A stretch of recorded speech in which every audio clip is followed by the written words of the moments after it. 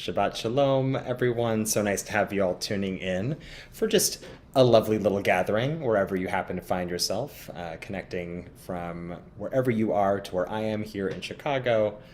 Rabbi Stephen, you're with Mishkan Chicago, and it's so nice to have you all here. We'll be singing a little bit, lighting candles, diving a little bit into our Torah portion for the week. We'll have time for prayers of remembrance and prayers of peace, and should wrap up in, just a little bit of time, but taking a moment to pause, to welcome in Shabbat. I am feeling the Shabbat peace today. For those of you who are in the Chicagoland area, you might know that this weekend is the Air and Water Show, and I will not pass judgment on those who love the Air and Water Show, but it has been very loud, having fighter jets practice maneuvers over our heads all day. So I am feeling the quiet right now. I am ready to embrace that kind of calm. The sun is setting, are beginning to go down along the horizon. The buildings are golden, the trees are green, the lake is blue, and all of you, I imagine, look beautiful, sparkling, shining wherever you happen to be. And I'm glad you're all here with us. I'm going to share my screen here, and we're going to sing a little bit. This is your, let's say, like 60 to 90 second warning if you want to light some candles with us to go grab your Shabbat candles and matches. But let's begin by welcoming in all of you angels into this space we're building here together. Shalom Aleichem, Malachei Hasharet, Malachei Elyon, Mi Melech Malchei Hamlachim, Hakadosh Baruch Hu. Boachem l'shalom, malachei hashalom, malachei elyon. Mi melech malachei hamlachim, hakadosh baruch hu. Baruchuni l'shalom, malachei hashalom, malachei elyon. Mi melech malachei hamlachim, hakadosh baruch hu. Tzeitchem l'shalom, malachei hashalom, malachei elyon. Mi melech malachei hamlachim, hakadosh baruch hu. So you can grab your candles and your matches. You can also just light with me. We can take a moment before we light these candles to think of something that has brought you light this week. Could be something big, could be something small. I think if it's particularly challenging for you to think of something, then this is exactly why we do this practice. It's not a practice of pretending that the week wasn't tough or that there weren't obstacles we had to overcome. It doesn't deny that there's loss and there's heartbreak and there's illness. But alongside all of those things which are real, we also create space to recognize what is good. And recognizing what is good allows us to face those things with more resilience and more kindness and a greater sense of grounding. So what is it? What is one thing this week that brought you some light? And I want you to hold that close to you as we light these candles together.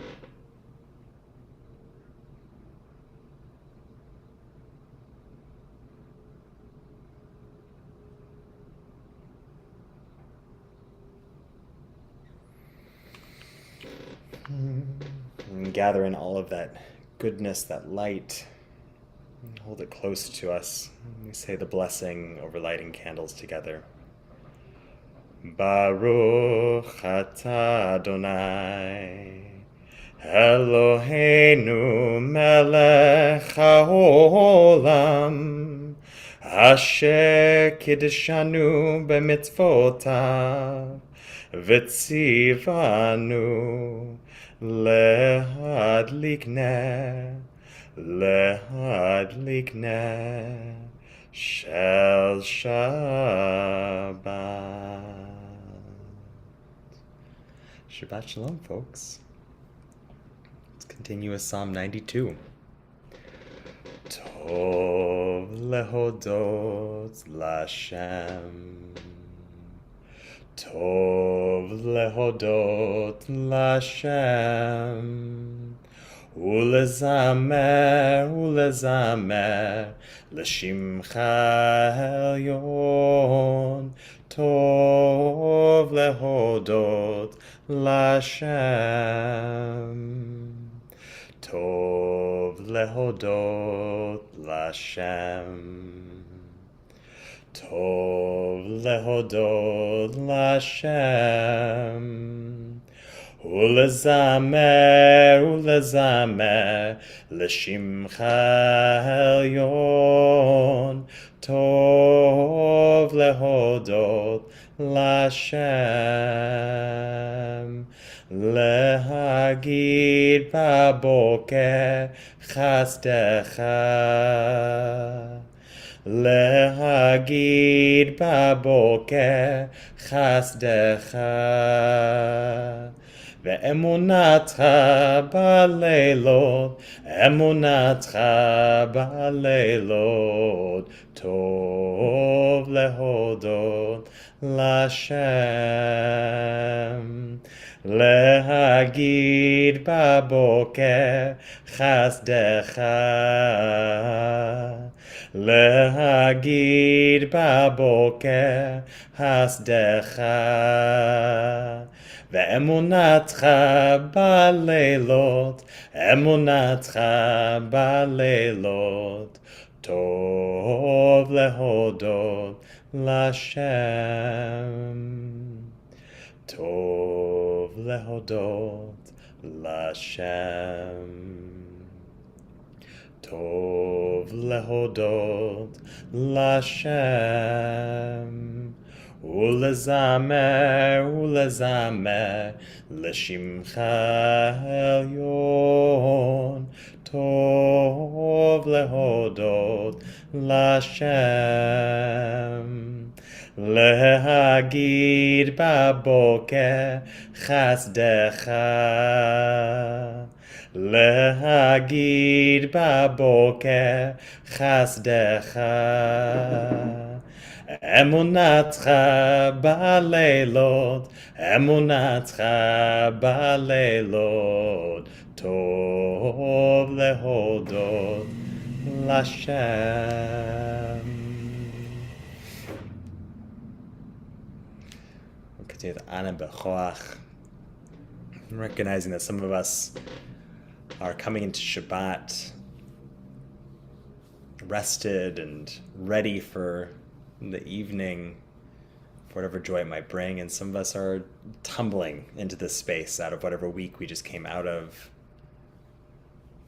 So this is a blessing really for all of those of us in need of blessing right now. Whether you're holding illness, the mind, the body, of the spirit, or you're thinking of somebody who is struggling on a fertility journey, on a sobriety journey, people who are lonely, in need of community and care, people who lack shelter and safety. We think of all the places in the world in need of a blessing, of peace at this moment. Our siblings in Israel and Palestine, of course, but also even in our own backyards. Those who live under the fear of violence or deportation. There are so many folks who could use our blessing right now. Maybe it's you. And so know that you're connected right now to a community of people sending blessings your way and to all those we love and care about. And as we sing this prayer of strength, but strength found through community and grace and care and compassion, and that is where our power lies. Ana bekoach, bekoach, gedulat yemincha, yemincha, Tzatzit zerura kabel rinat amcha, sagvenu taharenu nora. Ana bekoach, gedulat yemincha. Tatit zerura kabel rinatamcha, sagvenu tarenu nora. Ana bekoach gedulat yemincha, tatit zerura, kabel rinat amecha, sagvenu tarenu nora. Ana bekoach gedulat yemincha, tatit zerura, kabel rinat amecha, sagvenu tarenu nora. Ay ay ay ay ay ay ay ay ay ay ay ay ay ay ay ay ay ay ay ay well, Shabbat Shalom, folks. So nice to be connected with all of you. Let's learn some Torah together. I just want to share a few words with you all. So, we're also dealing with the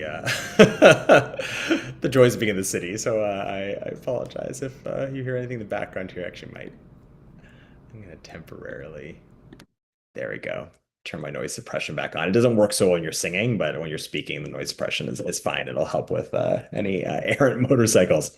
So they say like hindsight's 2020. And like what I really feel what people mean by this adage is that when we look back at the events leading up to any experience, but I think in particular a painful experience, people create stories to explain what happened. It's how we make sense of the world. And so I have this habit on weekend mornings in particular, but sometimes an occasional Monday of getting some coffee and sitting down and reading the Atlantic. And I came across actually a rather old article about how people handle breakups. Or really, the article is focused on why some people struggle to move past breakups. Maybe we've had that experience of really having a hard time getting over somebody, or maybe we've had a friend who really even months, years later is really still struggling with the dissolution of that relationship. And so researchers looking at people post breakup, and these folks actually looked at hundreds of stories that people told about their breakups. They found two primary responses. So those who had a hard time moving on felt that the breakup proved that there was some fundamental flaw in them. They looked back on everything that happened before their breakup as signs that there was something wrong with them. And these signs, when put together, revealed the truth of who they were. And those who were able to pick up the pieces and move forward saw the breakup as external to their person. Of course, when looking back at the arc of their relationship, they saw how they contributed to, and to be honest, sometimes caused the dissolution of their relationship. But whatever mistakes were made gave them an opportunity to learn, to grow. It didn't reveal a fundamental truth about them. Maybe it revealed something that they would like to change about them or their situation or even the person that they chose to be with. So from this research, it's clear the writers of this article found that the stories we tell about our past fundamentally shape how we face the future. And so for the person who looked back and saw an indictment of their character, who told the story that they were inherently unlovable, they looked forward without any hope for companionship. And so, regardless of whether this is true or not, and I will tell you that I think that there's hope for companionship for everybody. So this is fundamentally not true. But they felt that they didn't have that hope. But the person who found purpose In the wins and failures of the past, some kind of lesson to be learned, however hard earned that lesson may have been, saw possibility in tomorrow and felt very capable to meet whatever it held for them. So, in a sense, the book of Deuteronomy, where we find ourselves now, is a very long breakup letter. It contains Moses' speech to the Israelites before they cross the Jordan River and enter the land of Israel, leaving him behind on the other shore. He doesn't get to go with them. So this is him. This is him saying goodbye. This is his official dissolution of their relationship, which has been a long one. He recounts all of the events that led them to this moment, standing at the end of this 40-year journey of wandering and of hardship and of violence, but also of joy and of song and of mutual commitment to one another and building this project of the Mishkan, which they carried with them into that land. And so he says, and I'm just going to share my screen here, so you might as well just like actually look at the Torah itself. Um, so he says, "You shall faithfully observe all the instruction, capital I, that I enjoin upon you today, that you may thrive and increase and be able to possess or inherit the land that God promised on oath to your ancestors. Remember the long way that your God Adonai has made you travel in the wilderness these past 40 years in order to test you by hardships to learn what was in your hearts, whether you would keep the divine commandments or not. And God subjected you to the hardship of hunger and then gave you manna to eat, which neither you nor your ancestors had ever known, in order to teach you that a human being does not live on bread alone, but that one may live on anything that God decrees. And look, the clothes upon you didn't wear out, nor did your feet swell these 40 years. Bear in mind that God disciplines you just as maybe let's say like a parent disciplines their child. Therefore, keep the commandments of your God Adonai and walk in God's ways and show reverence. For your God is bringing you into this good land, a land with streams and springs and fountains issuing from plain and hill, a land of wheat and barley, of vines, figs, and pomegranates, a land of olive trees and honey, a land where you may eat food without stint, where you will lack nothing, whose rocks are iron and from whose hills you can mine copper. And when you have eaten your fill, give thanks to your God for the good land given to you. Take care lest you forget your God, and fail to keep the divine commandments, rules, and laws which I enjoin upon you today. When you've eaten your fill, and you've built your fine houses to live in, and your herds and flocks have multiplied, and your silver and gold have increased, and everything you own has prospered, beware, lest your heart grow haughty, and you forget your God, who freed you from the land of Egypt, the house of bondage, who led you through the great and terrible wilderness with its serpents and scorpions, a parched land with no water, who brought forth water for you from the flinty rock, who fed you in the wilderness with manna, which your ancestors had never known, in order to test you by hardships, only to benefit you in the end, lest you say to yourselves, my own power and the might of my own hand have won this wealth for me. Remember that it is your God who gives you the power to get wealth in fulfillment of the covenant made on oath with your ancestors, as is still the case today." Great. So recap moment, right? Moses goes on this long recap of the journey they had, and like here's the thing. Um, here's the thing. This is not exactly how I remember the story. And if we actually go back and look at the book of Exodus, it doesn't seem like some kind of purposeful test. Like the 40 years of wandering the desert were deeply unpleasant. And for most of it, it had no kind of clear purpose, or at least the Israelites complained enough to make it clear that they did not see any kind of purpose for the suffering. They actually often said, like, why did you bring us here? Just to die? Like what is this? Like, why are we here? There was violence, there was death, an entire generation was lost, not as a test, but because of a deep mistake that generation made. A mistake of lacking faith and of lying to each other and to themselves. Like it was never clear. It was like never clear that they would make it to their destination. Yet Moses, looking back on all of these events, creates a cohesive narrative that explains why all of this happened to them. That it was a test and it was one that they passed, but not because of their own power, but that of God, like a parent caring for a child, sometimes with tough love, but with love nonetheless. God helps them reach their destination. And this history that Moses constructs for them, right, by piecing these events together that by themselves might have seemed even meaningless, that has a lesson that even when they've come into abundance, when they've built their homes and their flocks have grown and their coffers have filled and everything they have has prospered, that they should still adopt a posture of humility right? Humility, remembering that they were once slaves in Egypt. And from a posture of humility, we treat the abundance we have in such a different way, right? A story that says we got through all of this bad stuff, and no one helped us, and we did it by our own bootstraps, right? Like one treats their prosperity in a very different way, right? The bootstraps mentality is very much like, well, this is mine, it's not yours, right? The lesson that we got here because of God and each other, right, is one of humility of like this abundance actually doesn't belong to me, right? It belongs to more than just me, right? And we can think about all the ethical implications that come out of that, of tzedakah, of charity, of care, of welfare, of a social safety net, right? All of the things that we love about our tradition, right, come from this posture of humility. So the story that they tell, right, about the past fundamentally shapes how they move forward. So in a week, we're going to end the month of Av, which we're in now, and we're going to begin the month of Elul. And Elul starts the countdown to the high holidays and is seen as a time for taking stock of the past year. It's a process called Cheshbon HaNefesh, literally taking account of the soul. So taking account of all that we've done and setting intention for the year to come. And we're not quite at that period yet. We'll talk more about Elul in a few weeks. But the month of Av, right, which we're in now, it also has us look into the past, but not our own personal history, but the history of our people, right? During this month, we observe two holy days. The first is Tisha B'Av, and the second is Tu B'Av.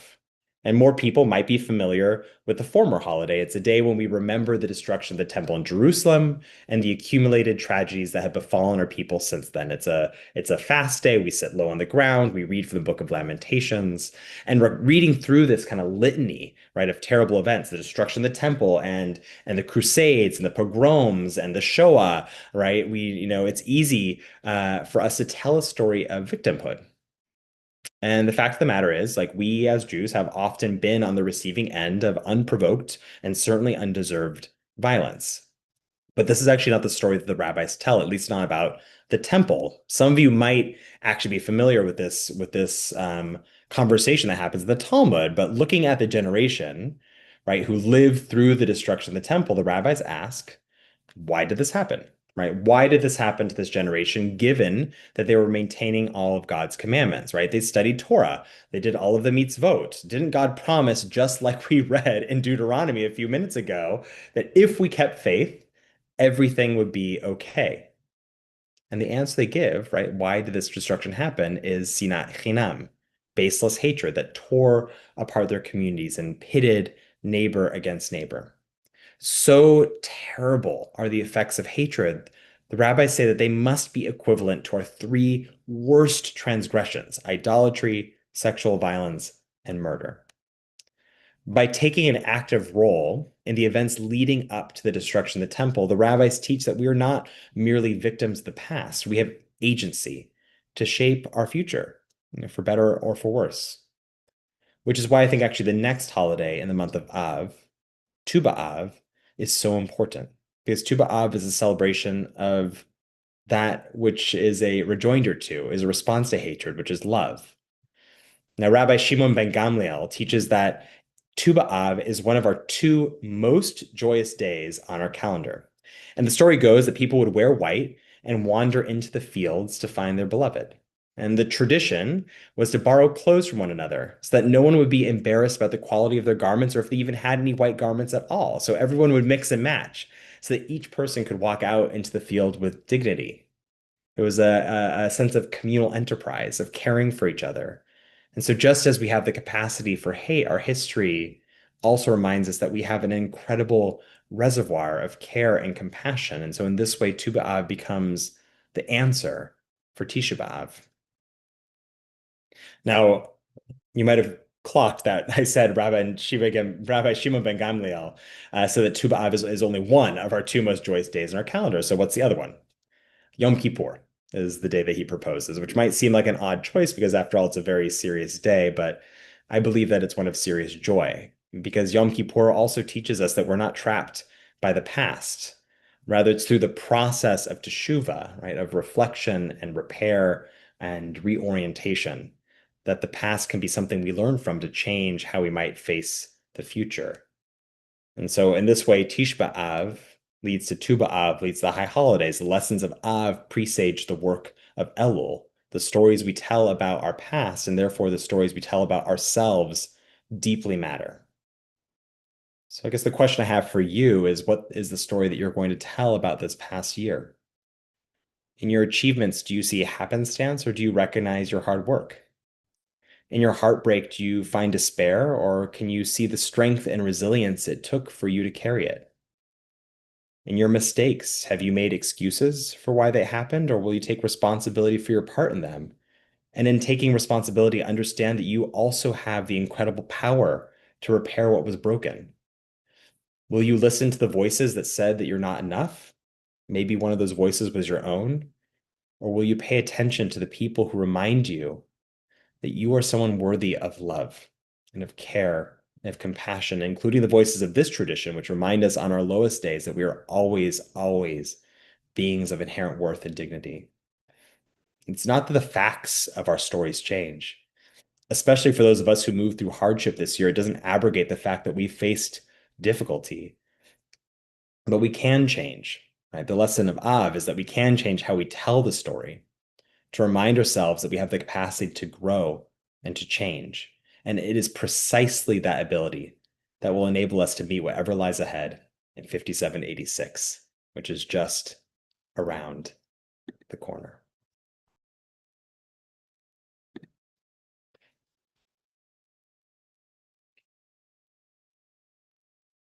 Let's take this moment to think of those who are no longer with us. And I recognize as we come to the new year in just about 6 weeks, believe it or not, there'll be people that we miss.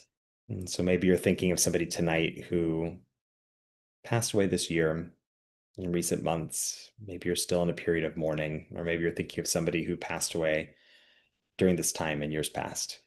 Let's just take a moment if you want to put their names in the chat, or even just speak their names out loud.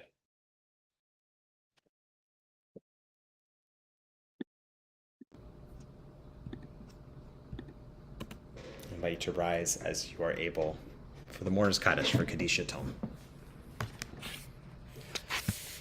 Yitzgadal Vitkadash Shemei Rabbah Be'alma Divrach Yirutei Ve'amlich Malchutei B'chayachon Uvyomechon Uvchaye Zechol Beit Yisrael Ba'agala Uvizman Kariv V'imru Amen Yehei Shmei Rabbah Mevrach Le'olam Omei Almayam Yitzbarach V'ishtabach V'itba'ar V'it V'itnaseh V'ithadar V'it'aleh V'ithalal Shemei T'kudusha Brichu La'ela Mikol Birchata V'shirata Tushbechata V'nechamata Da'amiran Be'alma V'imru Amen Yehei Shlam Rabba Min Shemaya V'chaim Aleinu Ve'al Kol Yisrael V'imru Amen Osei Shalom B'imramav Hu Yasei Shalom Aleinu Ve'al Kol Yisrael Ve'al Kol Yoshvei Tevel V'imru Amen Yehi Zichronam Livracha.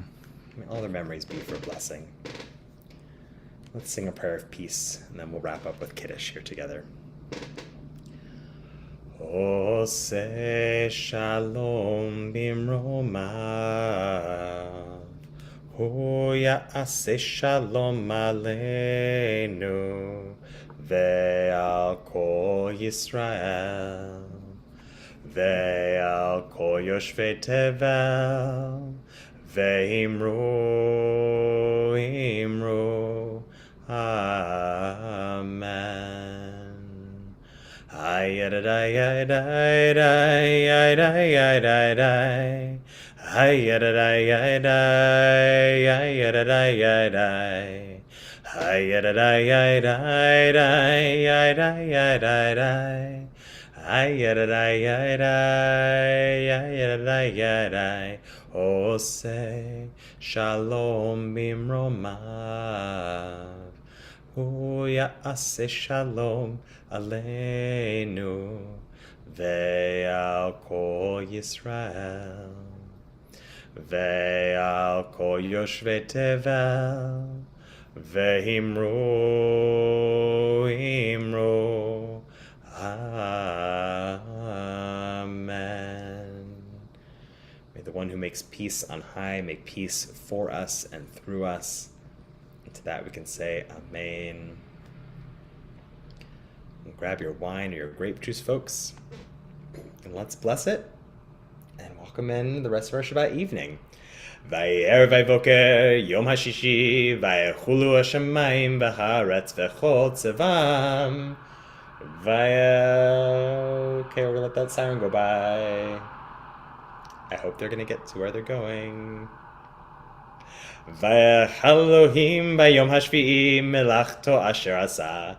Vayishpot bayom hashvi'i mikol melachto asher asa. Vayevarech Elohim et yom hashvi'i vakadesh oto. Ki vo shavat mikol melachto asher bara Elohim la'asot. Savri yalse l'chaim. Baruch atah Adonai Eloheinu melech haolam borei peri hagafen. Baruch atah Adonai Eloheinu melech haolam asher kiddushanu mitzvotav veratzavanu v'shabbat kodsho be'ahava uvratzon hinchilanu zikaron lema'aseh v'reshit ki hu yom techila lemikra'e kodesh zecher letziat mitzrayim Kivanu vaharta ve'otanu kidashta im kol hamim b'shabbat kodshecha be'ahava uvratzon hinchaltanu Baruch atah Adonai mekadesh hashabbat. Cheers.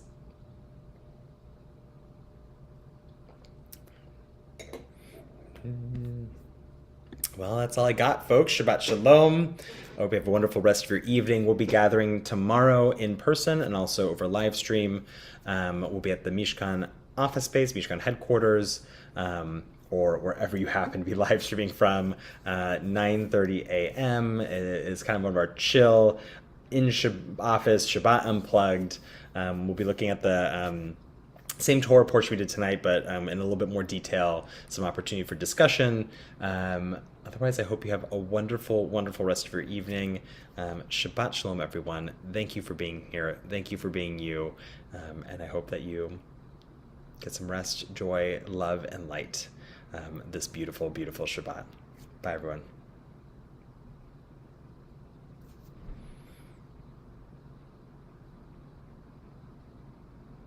Okay, we're good.